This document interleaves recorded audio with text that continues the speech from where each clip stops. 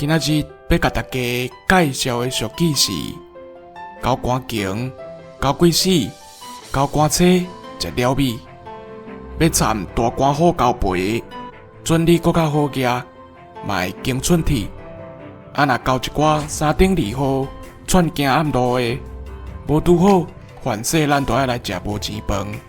上歹笑的，就是交官府的车爷，有代志要甲拜托，请伊食饭，替咱办事，发落工课，结果生家人的无力，正经袂交中哩，无采咱的请。